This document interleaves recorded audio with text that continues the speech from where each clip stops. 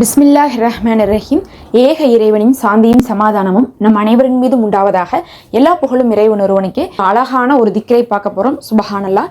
இந்த ஒரு திக்ரை ஓதுங்க, உங்களுடைய தேவைகள் அல்லாஹுடைய புறத்திலிருந்து நிச்சயமாக பதில் கிடைக்கும்னு சொல்லலாம். ஏன்னா அல்லாஹுவிற்கு அவனை புகழ்வதிலே ரொம்ப சிறப்பாக இந்த ஒரு வார்த்தையை பிடிக்கும், இந்த ஒரு வரியை பிடிக்கும்னு சொல்லலாம். பல நேரங்களில் பார்த்தோம்னா நம்முடைய துவாக்களில், களிமாக்களில், திக்ர்களில் இது இணைந்து வரும். ஏன்னா அல்லாஹுடைய சிஃபத்துகளில் ஒன்றாக இது இருக்குது.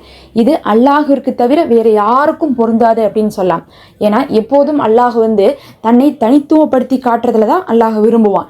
ஏன்னா ஒரு படைப்பாளன் அப்படிங்கிறவன் மற்ற படைப்பினங்களோடு ஒத்து போகாமல் அதை விட சுப்பீரியராக இருக்கிறது தான் அல்லாஹ் என்ன பண்ணுறான், நான் எவ்வளோ பவர் அப்படின்னு தெரியுமா உங்களுக்கு, உங்கள் எல்லாருக்கும் மேலே நான் எப்படி அப்படிங்கிறத நீங்கள் புரிஞ்சுக்கணும் அப்படின்னு சொல்லிட்டு தான் நிறைய தன்மைகளை சில சூறாக்களில், திக்ருகளில், துவாக்களில் நம்ம பார்க்குறோம். அப்போ அல்லாஹுவிற்கு மட்டும் பொருந்தக்கூடிய தன்மைகளை வைத்து அவனை அழைக்கும் போதும் அதை கொண்டு நம்ம இபாதத் செய்யும் போதும் அவன் இன்னும் நேசிக்கிறான். அதை ஏற்றுக்கொண்ட அடியானுக்கு அல்லாஹ் மறுக்காமல் அவர்கள் எதிர்பார்ப்பதை தருகிறான். சுபஹானல்லாஹ். அதில் அல்லாஹுவிற்கு பார்த்திங்கன்னா அவனுக்கு இணையானவன் வேறு யாரும் இல்லை அப்படின்னு சொல்லக்கூடிய ஒரு தன்மையை மட்டும் ஒரு அடியான் ஏற்றுக்கொண்டால் அல்லாஹ் அந்த அடியானுக்கு தேவையான அனைத்தையுமே கொடுக்குறான். அப்போ அல்லாஹ் யாருக்குமே இணையானவன் கிடையாது, அவன் தனித்துவமானவன் அப்படிங்கிறத நீங்கள் புரிஞ்சுக்கணும்.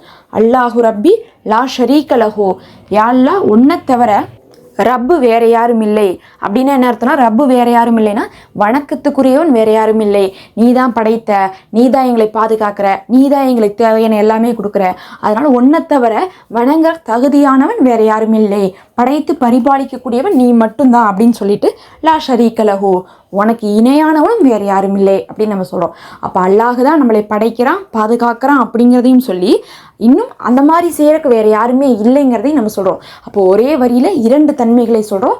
நமக்கும் அல்லாஹ்விற்குமான உறவையும் இதில் சொல்கிறோம்.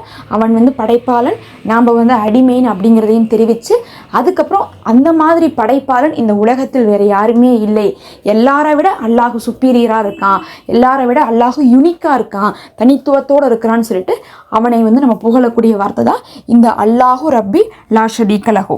இதை மட்டும் நீங்கள் ஹாஜத் வைத்து ஓதி பாருங்க, உங்கள் தேவை நிறைவேறும். எப்படி ஓதணும் அப்படின்னு சொல்லிட்டு பார்த்தீங்கன்னா, முதல்ல நீங்கள் பிஸ்மி சொல்லிக்கோங்க. பிஸ்மி சொல்லிட்டு 3 முறை சலவாத் ஓதிக்கொள்ளுங்க. எந்த சலவாத் வேணால் ஓதிக்கோங்க. 3 முறை சலவாத் ஓதிட்டு இந்த அமலை செய்யும் போது ஒரு நியத் வச்சுக்கோங்க. எதுக்காக இதை ஓதுறீங்களோ அதற்கான ஒரு நியத் வச்சுக்கோங்க. நியத் வச்சுட்டு அது நடக்கணும் அப்படிங்கக்கூடிய முழு நம்பிக்கையோடு இதை ஓதணும். அல்லாஹு ரப்பி லா ஷரீக லஹுன்ட்டு இதை நீங்கள் ஒரு 72 முறை ஓதிக்கொள்ளுங்க.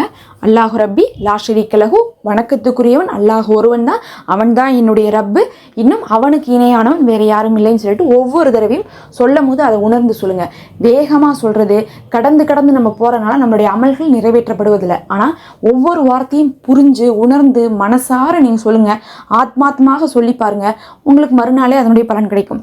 அப்படி 72 முறை ஓதி முடித்ததுக்கு பிறகு மறுபடியும் சலவாத்தை ஓதிவிட்டு உங்களுடைய ஹாஜத்தை கேளுங்க.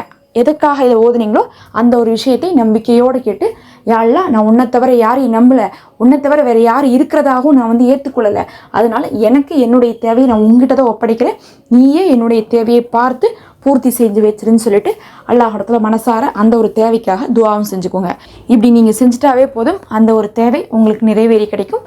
இந்த அமலை நீங்கள் பார்த்தீங்கன்னா ஏதாவது அவசர தேவைக்கு ஓதலாம், இல்லை பண உதவிக்காக ஓதலாம், கஷ்டங்கள் நீங்குவதற்காக ஓதலாம், உடல் நோய் குறைவதற்காக ஓதலாம், மனவேதனையாக இருக்குது, துன்பமாக இருக்குது, கவலையாக இருக்குது, எனக்கு யாருடைய உதவியும் இல்லை, ஏதாவது ஒரு வழி பிறக்காதா, ஒரு நல்ல மாற்றம் கிடைக்காதா, ஏதாவது ஒரு உயர்வு நம்ம அடைய மாட்டோமா, இந்த மாதிரியான நிலைமையெல்லாம் இருக்கும்ல, அந்த மாதிரி ஓதலாம்.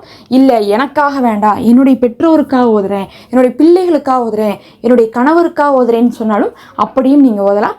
அவர்களுக்காகவும் நீங்கள் ஓதி அவர்களுக்கு என்ன வேணுமோ அந்த விஷயத்தை நீங்கள் அல்லாஹ்விடத்தில் துவா செய்து பெற்றுக் கொடுக்கலாம். இது ரொம்ப சிறப்புக்குரியது. அப்போ அல்லாஹ்வை திருப்திப்படுத்தக்கூடிய இந்த வார்த்தையை ஓதி நம்ம தேவையை கேட்பது நம்ம தேவையை நிறைவேற்றி தரக்கூடியதாக இருக்குது. இது பயனுள்ளதாக இருக்குன்னு நினைக்கிறேன். மறக்காமல் சப்ஸ்கிரைப் பண்ணிக்கோங்க. அஸ்ஸலாமு அலைக்கும்.